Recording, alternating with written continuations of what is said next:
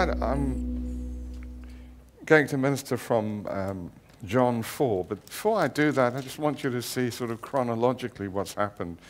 The first miracle that Jesus did was when he turned water into wine. That's in John 2, and then he cleanses the temple. You know, he goes in and he basically gets angry because he sees all this trading that's going on in the temple. And then he gets confronted by Nicodemus, and he sort of sorts him out about the new birth. And then there's a long discussion about John the Baptist because he's exalting Christ, and then the Lord's disciples are baptizing in water as well as John the Baptist, and everyone's saying, well, Jesus is baptizing more people in water than he is, and there's sort of like competition going on. Then we hit this passage, which is the Samaritan woman meets her Messiah. There is so many significant things that are brought out in this passage of Scripture, but I'd like us to just run through it quite quickly tonight, but just to highlight the fact that everything that he discusses with this woman is to lead her to a realization and revelation that there is a time that's coming and is here right now when people are going to worship God, not on this mountain, not in Jerusalem, but in the Spirit and in truth. That worship isn't about location. It's about what happens in your heart and your attitude toward God. So it's a spiritual activity. It's not an activity where, if we aren't in Jerusalem in the temple, then God's not receiving our worship. Well, he receives our worship wherever we are. But it's also good to worship in the temple. I mean, we're not discarding that. So it starts off, it says, therefore, when the Lord knew that the Pharisees had heard that Jesus made and baptized more disciples than John, though Jesus himself did not baptize but his disciples, he left Judah and departed again to Galilee. But he needed to go through Samaria. Now, I think this is divine compulsion. It wasn't just random. So he came to the city of Samaria, which was called Sychar, near the plot of ground where Jacob gave to his son Joseph. Now, Jacob's well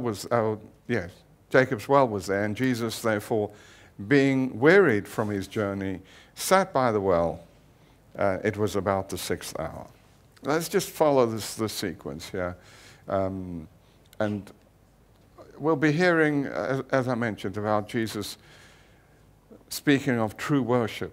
The story is a familiar one. It's the story of the woman at the well, and Jacob's well is in Samaria, a Gentile city, district. Now, like a lot of incidents in John's Gospel, it's packed with meaning. In fact, the multiple layers of meaning that we find here are quite incredible. John, perhaps to a greater degree than any of the other Gospel writers, never records things in just a superficial or factual or historical manner. The way he writes about Jesus always allows us to dig deeper and look into things from different angles, to ponder the symbolism that always fills these stories about the life of Jesus. Here we find Jesus in Samaria, and he needs to rest, so he's resting for a moment at Jacob's well. His disciples have gone into the city of Samaria to buy something to eat. It's the 6th hour. That's where we've just stopped reading. And that's around noon. And most people in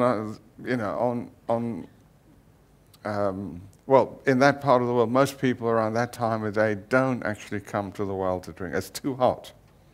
It's it's the wrong time of day. So it's more time of day for siesta. But typically, the woman would come for their water early in the morning, in groups of 2 or 3. But this woman comes alone at midday as to avoid the others. And shortly we learn why she comes alone. She's a kind of outcast because of her sort of checkered personal history. You know, she wasn't misrighteous by no means. And Jesus says to her, you know, when he's speaking to her and asking her about her life, he turns around and says, the fact is you've had 5 husbands and the man you now have isn't your husband. But that doesn't come out till later on in the conversation. Jesus begins by just asking her to put down her bucket and give him a drink from the well. And the rest of the story evolves from there, with several overlapping themes. Now let's look at the first one, the theme of the water, the living water. Let's read from verse 9. Then the woman of Samaria said to him, how is it that you, being a Jew, ask a drink from me, a Samaritan woman? For the Jews have no dealings with Samaritans. And Jesus answered her, if you knew the gift of God and who it is who says to you, give me a drink, you would have asked him, and he would have given you living water. Now, I mean, this made no sense to this woman. Water is very significant. You know, the fact that Jesus talks about water here is because it's a symbol of life.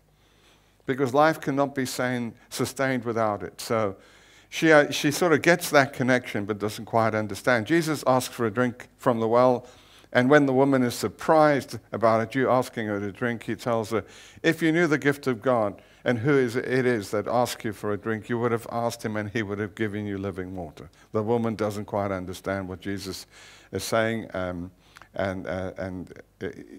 she doesn't understand that he shifted to a spiritual plane now. It's not about the water down at the well, it's about spiritual water.